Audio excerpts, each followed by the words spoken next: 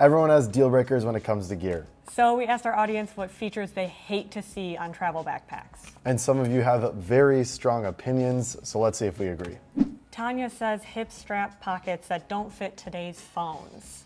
I feel like every hiker I've ever met uses it for trash. They'll eat their granola bar and then put the wrapper inside of the hip belt. Or maybe a transit card, but a phone, it's just not gonna work in there. Yeah, so an example of this I have actually is the Tortuga Travel Backpack Pro 30 liter, which I have my regular size. It's a good amount of gusset though. Yeah, so I can actually It's a good amount of fabric. very, very, very tightly fit my phone in This is here. my max, not going in. Yeah. Let me just grab it real quick conveniently. Super smooth. It's so smooth. There you go. And then if you have a larger phone, it's kind of pointless anyway. It doesn't even work. Max iPhone doesn't fit. Good comment, I like it. The next comment is from Trixie Lou. They say, over compartmentalization, how many pockets do I need? 2 question marks. And no outside water bottle pocket that is too small, like the Fjallraven Kanken. Yeah, I think it's notorious for that. Yeah. So let's talk about that first. Remember the Kanken ripoff from the dollar store that has the same exact bottle pockets? Yeah, you would think that you would improve it. So this is a perfect example. Once the backpack is completely full and packed out, it lays completely flat against it. And you have to really shove your water bottle in there first and then pack the rest of it. And then once you take your water bottle out, it's never going back in there. But they did solve this problem with the Outlong, which now has these huge pockets. Massive. Yeah, so it kind of creates it looks like little hips on the side, and then you can also get a extender to buy for the Fjallraven. Oh, that's cool. The bottle pocket extender. Ro says the weight. These days, the majority of Asian airlines and low-cost Australian carriers have a carry-on weight limit of 7 kilograms or 10 kilograms if you're lucky enough between the carry-on and personal items. The first bag that came to mind when I read this comment was the GoRuck GR2. But they do make one with Dyneema, which is 3.2 pounds. So it shaves off a significant amount of weight if that's an organization that you like. Yeah, and you have a lot of experience with the GoRuck GR1. I mean, well, I have a lot of experience with the GR2. That's what I traveled with between 30 countries. I actually never got weighed once out of many flights. Maybe it's changed now. This was a little while ago. I think they are cutting down. I think airlines are always trying to make a little bit more money. But yeah, it's unfortunate because if you're gonna build a quality bag, the components are gonna weigh a good amount. I mean, I would imagine too, it's just hard to design a quality bag that's super lightweight, because if it was easy, all the brands would be doing it. Yeah, that's a good point. Yeah. If you're looking for a lightweight EDC bag, these are 3 options to check out. And if you're looking for a lightweight travel bag, which is a little bit larger, these are good options to check out too. All right, next one from Cat's Mao. Bags that cost $250 and still don't use YKK zippers. Looking at you, Nomadic. Wow, shots fired. I know, pretty direct call out there. But Nomadic's not the only one who does this. Peak Design also doesn't use YKK zippers. So some brands have moved away from them, but we've had pretty decent experiences with the new Peak Design. Yeah, the Peak Design zippers have been really good actually. I was skeptical of those at first, but since everyone on our team seems to use those packing cubes on any trip they ever go on, including myself, I mean, they've held up. They work well, but it's one of those things where we're so used to seeing YKK and they're so reliable that we just kind of want everybody to use them. Every time there's a non-YKK, it doesn't mean it's bad. It just means I'm I get a little bit is it gonna break? I don't know. Yeah, we wouldn't be surprised kind of thing, We'll get back to backpacks in a second, but first I wanna thank this video's sponsor, Bespoke Post. This month we got our hands on some pretty great gear as a part of our membership. Each month they send a curated box that is tailored to your interests and passions. Whether you're a seasoned adventurer, a home chef, or a style enthusiast, Bespoke Post has something for everyone. The Lay's box arrived just in time for summer with a lightweight and breathable line of trade shorts, the off-court protein-activated facial hydrator, and Etiquette Clothier's no-show socks. The Pacer box is great for summer runs with Caterpie no-tie laces, Scratch Labs hydration packs, and the John G multi-pass sling bag.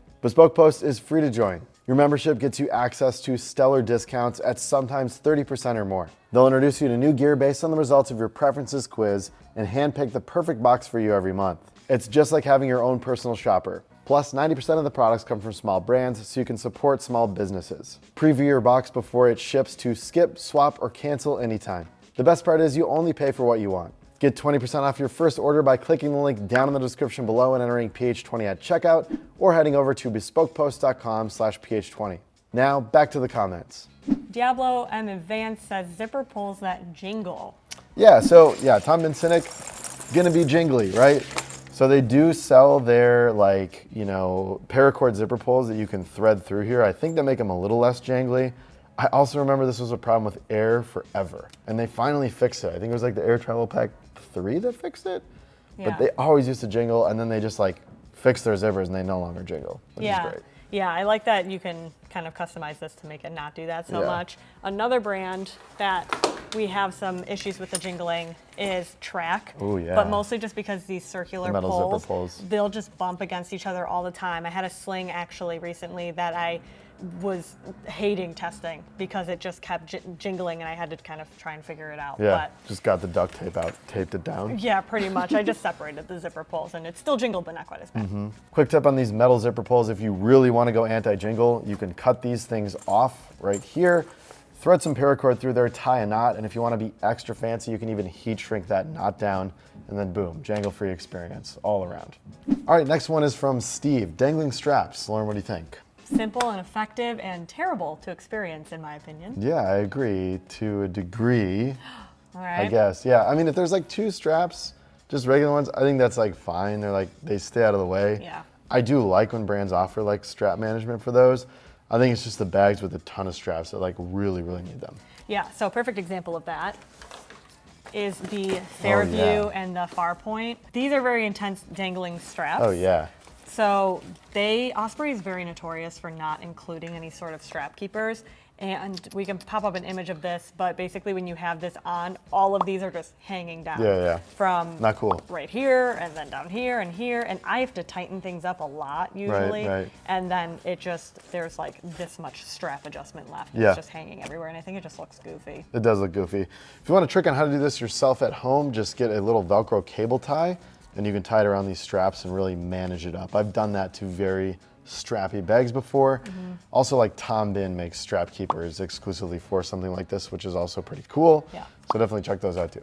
Tori has 2 points. It's bags that don't stand up on their own and bags that don't have at least one easy access pocket for frequently used items like phone, keys, and wallet. We're big fans of quick grab pockets for phone, wallet, and keys.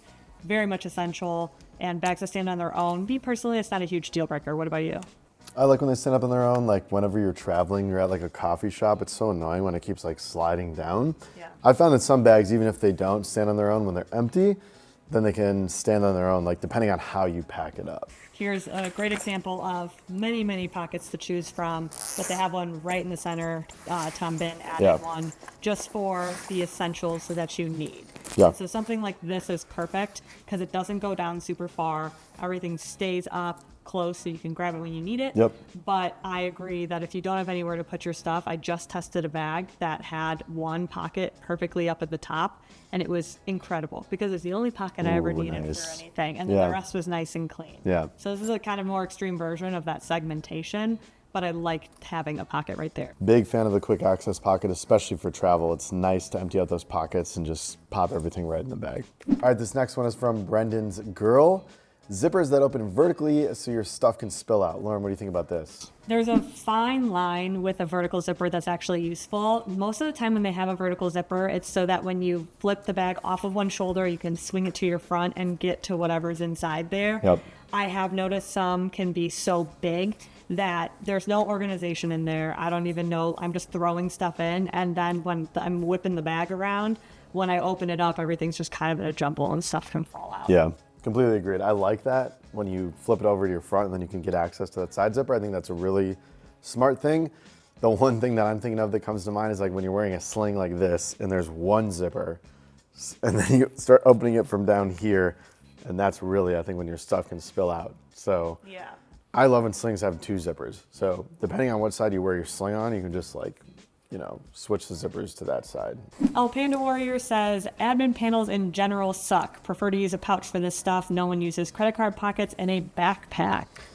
I agree with the credit card pockets in the backpack. I think you should totally get a passport wallet, but I do like admin panels if they're well designed. Yeah. I like a place for my field notes. I like a place for my passport.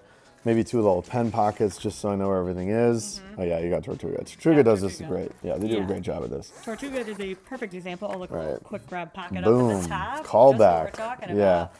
They do a really good job with this Ammon panel. I tested this backpack, and it was really nice to be able to use all of these pockets. Here's the mesh, like, it gives you a little tablet back here, e-reader. Exactly.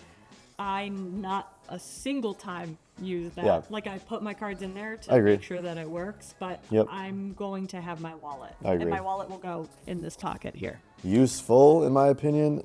Less useful, in my opinion. Yeah, I agree. I'm kind of in the same boat of Ammon panels, not really enjoying them, but that's because for the most part I just put everything in a pouch, and I'll just shove the pouch in here. But if I'm only bringing a single charger, it is nice to have somewhere to put it, but at that point I just need a pocket, not a whole panel. 100%. The thing with these things typically though is they lay flat, so you just don't have to use it. It's magic. So there you have it, travel backpack features that people hate to see on their bags. Which ones do you agree with? Let us know in the comments below. We'll see you in the next one.